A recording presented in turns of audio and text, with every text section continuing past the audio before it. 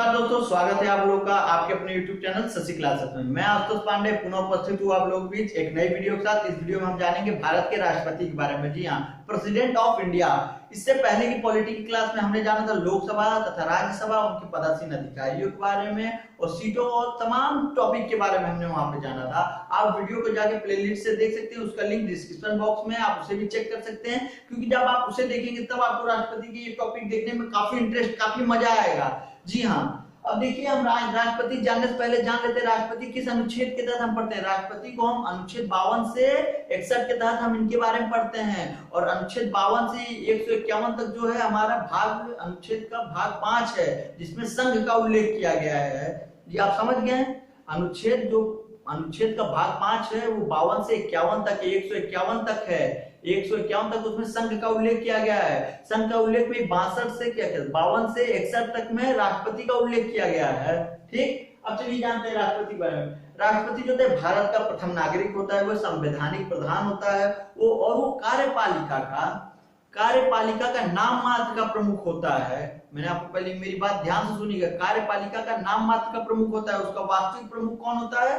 प्रधानमंत्री होता है। उसका वास्तविक प्रमुख प्रधानमंत्री होता है। ये वीडियो में आपको आगे बताऊंगा किस तरीके से होता है। अब यहाँ पे आर्टिकल 52 देखिए, आर्टिकल 52 एकल प्रधानमंत्री कि भारत का एकल राष्ट्रपति कि भारत का एक राष्ट्रपति होगा। जी हाँ, सही सुना आपने, भारत का एक ही राष्ट्रपति होगा। कभी तो आपके मन में भी ये डाउट आया होगा क्यों भारत का एक राष्ट्रपति होगा, जब मंत्रिमंडल इतने सारे हो सकते हैं, एमपी इतने हो सकते हैं, एमएलए इतने हो सकते हैं, तो कहाँ है भाई भारत का राष्ट्रपति एक होगा। इसका वर्णन अनुच्छेद 52 में किया गया है कि भारत का एक ही राष्ट्रपति होगा। ठीक, अब आर्टिकल 53 जानते हैं, संघ की कार्यपालिका शक्ति। संघ की कार्यपालिका शक्ति कौन सी होती है? दो कार्यपालिका शक्ति, औपचारिक तथा वास्तविक। मैंने आपको बताया कि राष्ट्रपति नाम मात्र का क्या कहते हैं प्रमुख होता है कार्यपालिका सदस्य का। तो वही देखिए, नाम मात्र औपचारिक बस होता है, और क्या कहते हैं प्रधानमंत्री वास्तविक होता है। मैं आपको वास्तविक और औपचारिक में अंतर बता दूं कैसे। देखिए वास्तविक जो होता है जो सही में कर रहा है, जैसे जीएसटी आपने देखा होगा, जीएसटी बिल पारित जब हुआ था तो इसको क्या कहते हैं माननीय जो हमारे प्रधानमंत्री जी नरेंद्र मोदी जी ने इसे संसद में पेश किया था, और पक्ष व विपक्ष दोनों की सहमति से, कुछ भाई क्योंकि कुछ प्रतिशत असहमति भी रहे होंगे, कुछ सहमत भी रहे होंगे, 1/4 सहमति से भाई उसे पारित किया गया था। और पारित तो भाई उन्होंने कर दिया, मगर कानून तो नहीं बनाना। कानून कब बनेगा? जब राष्ट्रपति उस पर अपने हस्ताक्षर करेंगे तब वो कानून जाकर बनता है, तब वो पारित किया जाता है देश में। जी हाँ, इसलिए इनको क्या कहा गया? औपचारिक कहा गया। इनको कार्यपालिका का एकमात्र प्रमुख कहा गया। एक कार्यपालिका का क्या कहते हैं? कार्यपालिका का एकमात्र प्रमुख कहा गया। इनका कोई वर्णन नहीं चाहिए, इनके बस हस्ताक्षर से मतलब रहता है और कुछ नहीं। ठीक है, अब चलिए जानते हैं आर्टिकल 54 के अनुच्छेद 54 के तहत भारत का राष्ट्रपति का निर्वाचन। अब राष्ट्रपति का निर्वाचन कौन करता है? ये देखिए, अनुच्छेद 54 तो कहता है राष्ट्रपति का निर्वाचन। राष्ट्रपति का निर्वाचन कौन करता है? चुनाव आयोग और निर्वाचन मंडल। चुनाव आयोग और निर्वाचन मंडल इनका क्या कहते हैं? निर्वाचन करते हैं। अब चुनाव आयोग और निर्वाचन मंडल में कौन कौन सी चीज आती है? देखिए, चुनाव आयोग क्या हो गया? इलेक्शन कमीशन हो गया, और निर्वाचन मंडल क्या हो गया?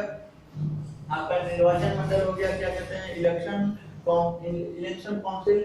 ठीक है, अब ये देखिए, अब चुनाव आयोग में हमारा क्या आएगा? चुनाव आयोग और निर्वाचन मंडल। देखिए चुनाव आयोग में क्या, लोकसभा तथा राज्यसभा, संसद में जो हमारा जो संसद है पार्लियामेंट, उसमें लोकसभा तथा राज्यसभा के बारे में आएगा। यही से उनको चयन किए जाते हैं। उनका चयन जो नियुक्त होते हैं, जब भाई जिनको जनता चुन के यहाँ पे भेजती है, क्या कहते हैं, वही इनको चयन करते हैं। और राष्ट्रपति का चुनाव ना तो क्या कहते हैं, प्रत्यक्ष होता है कि अप्रत्यक्ष? या अप्रत्यक्ष चुनाव होता है। अब यहाँ पर देखिए विधानमंडल में विधानसभा से ही करेंगे, विधान परिषद से नहीं। क्यों विधान परिषद से नहीं करेंगे? क्योंकि देखिए पूरे भारत में 6 विधान परिषद हैं। अगर विधान परिषद से इनका चयन होता है तो और भी राज्य भाई वो होंगे, कहा हमको नहीं किया गया, कहा कोई छूत है क्या, हमसे कोई भेदभाव है क्या, इसीलिए क्या कहते हैं विधान परिषद से नहीं किया गया है। अब मैं आपको बता दूं, राष्ट्रपति का जो निर्वाचन करता है वो कौन? लोकसभा का जो होता है निर्वाचित सदस्य, लोकसभा तथा राज्यसभा एवं क्या कहते हैं विधानसभा का निर्वाचित सदस्य जो होता है वो राष्ट्रपति का निर्वाचन करता है। ठीक, मैंने बताया, मैंने आपको पॉलिटी की पहले क्लास में बता दिया था, जो राष्ट्रपति होते हैं राज्यसभा में 12 सदस्य को मनोनीत करता है, वो खुद की इच्छा से 12 सदस्यों को रख सकता है, वो मनोनीत कर लेता है, वो भी किस किस वर्ग से, कला वर्ग से, विज्ञान वर्ग से, साहित्य वर्ग से, हाँ, इन 3-4 वर्गों से वो क्या कहते हैं, उनको सदस्यों को मनोनीत करता है। वो जो मनोनीत जो होते हैं, जो मनोनीत सदस्य होते हैं, वो इनका कभी क्या कहते हैं निर्वाचन नहीं कर सकते, क्योंकि भाई इनको तो उन्होंने खुद मनोनीत किया है, राष्ट्रपति ने तो उनको मनोनीत किया, इसलिए वो उनका चयन नहीं कर सकते हैं। आप आई होप समझ गए होंगे। अब देखिए राज्यसभा का मैंने बताया निर्वाचित सदस्य जो जनता ने जिसे चुना हो, क्या लोकसभा का निर्वाचित सदस्य जिसे जनता ने चुना हो, राज्यसभा का निर्वाचित सदस्य जो अप्रत्यक्ष चुनाव होता है जिसे क्या शिक्षित लोगों ने चुना हो, जैसे एमएलए हो गए, हाँ एमएलए हो गए, फिर ये सब हो गए। अब विधानसभा जैसे एमएलए हो गए, इनको भी तो जनता ही चुनती है ना भाई, तो इनको जनता चुन के भेजी है, तो ये अब जब इनको जनता चुन के, तो इनको अधिकार है कि अपना राष्ट्रपति चुन ले। ये जो 12 सदस्य हैं जो मैंने बताया, इनको अधिकार नहीं है, इनको अधिकार ही नहीं है कि हम उनको चुन सकते हैं। आई होप आपको ये समझ आ गया हो। अब हम देखते हैं क्या कहते हैं अनुच्छेद 55 देखते हैं राष्ट्रपति निर्वाचन रीति। अब राष्ट्रपति का निर्वाचन रीति मतलब प्रोसेस क्या होती है उनको निर्वाचन करने में। देखिए उनका इलेक्शन कैसे होता है, रीति मतलब इलेक्शन कैसे होता है। उनका इलेक्शन तो ईवीएम से होता नहीं है, आप भी जानते हैं। उनका इलेक्शन होता है एकल संक्रमणी मत पद्धति द्वारा। उनका इलेक्शन जो होता है एकल संक्रमणी मत पद्धति द्वारा होता है। ये मैं आपको छोटे से डायग्राम के रूप में समझा दे रहा हूँ किस तरीके से होता है, और आप समझ भी जाएंगे। देखिए इनका चुनाव ऐसे होता है, एक ये तरह के बॉक्स दिए रहते हैं, यहाँ ए मान लीजिए ये भी हमारा तीन कैंडिडेट हमारे राष्ट्रपति पद के लिए खड़े हुए हैं कि हम भाई चुन लें।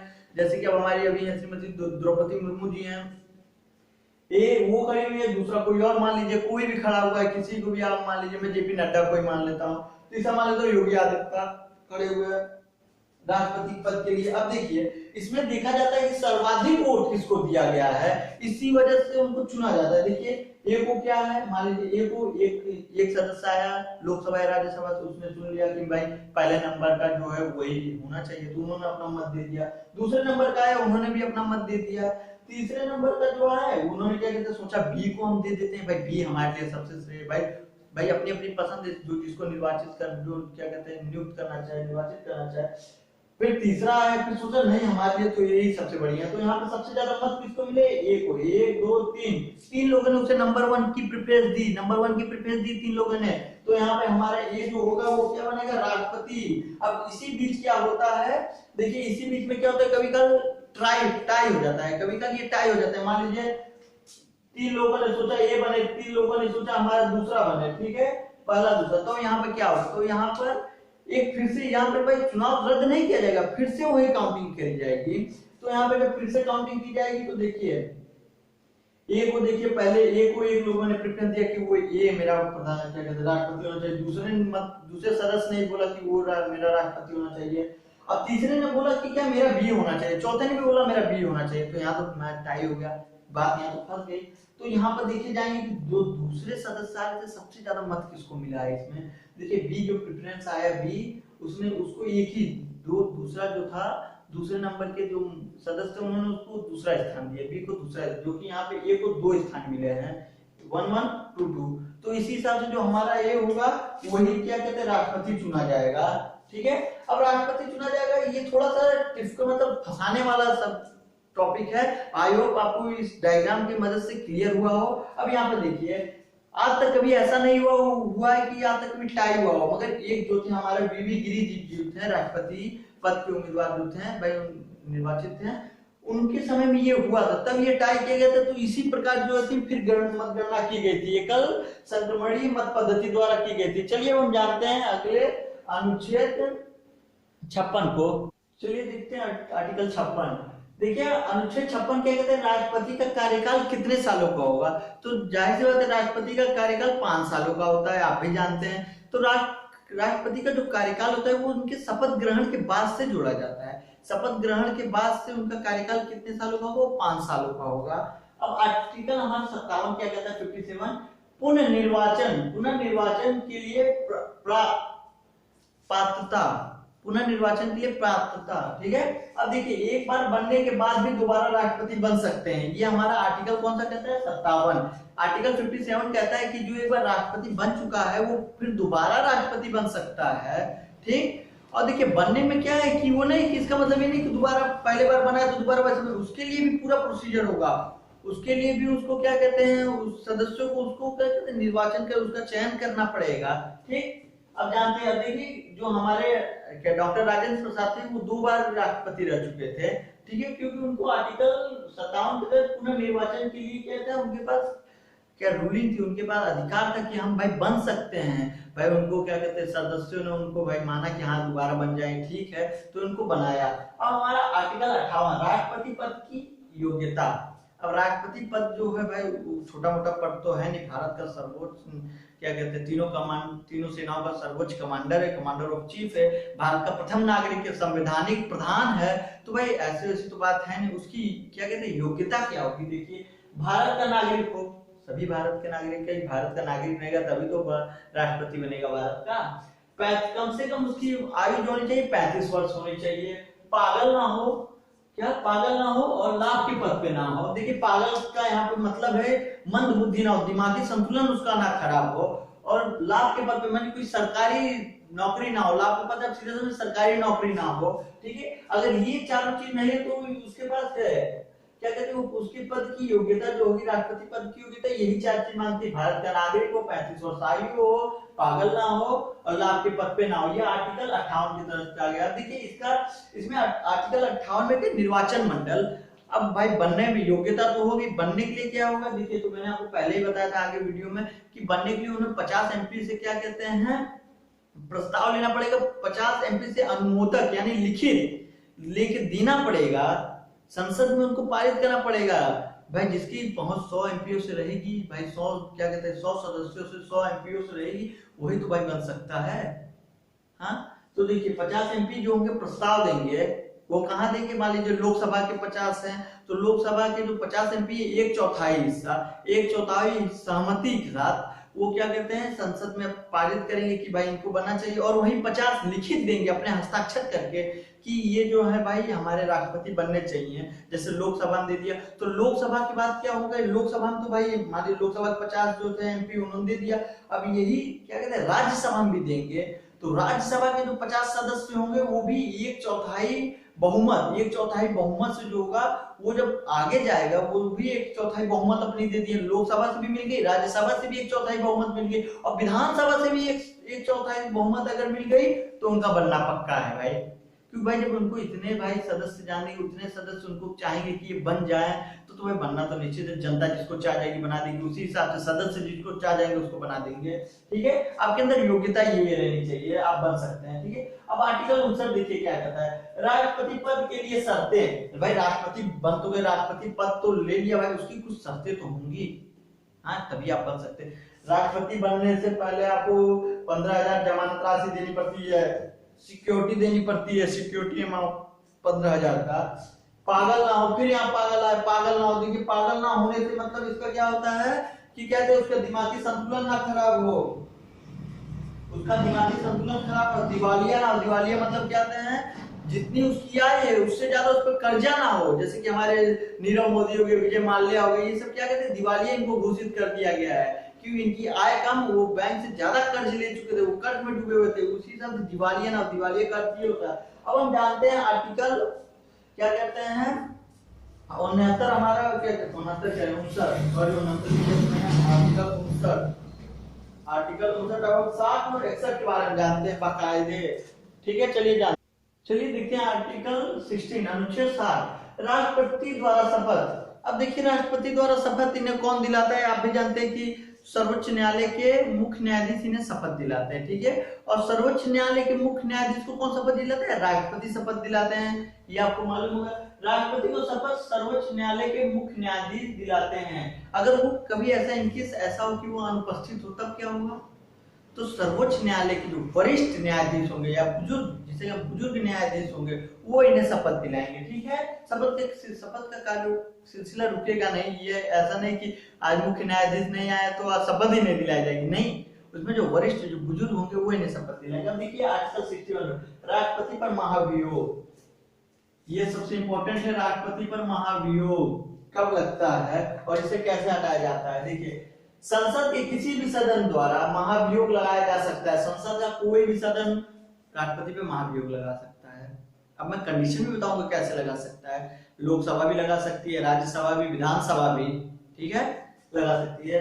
महाभियोग लगाने से पहले राष्ट्रपति को 14 दिन पहले महाभियोग लगाने से पहले राष्ट्रपति को 14 दिन पहले सूचना देनी पड़ती है, जिस पर सदन के 1/4 सदस्यों के हस्ताक्षर हों। लिखित सूचना दी जाएगी और सदन के जिस सदन से वो पारित किया रहेगा उस पे उनके 1/4 सदस्यों की क्या कहते हैं हस्ताक्षर रहने चाहिए कि आपके ऊपर महाभियोग लगाया जा रहा है, ठीक है।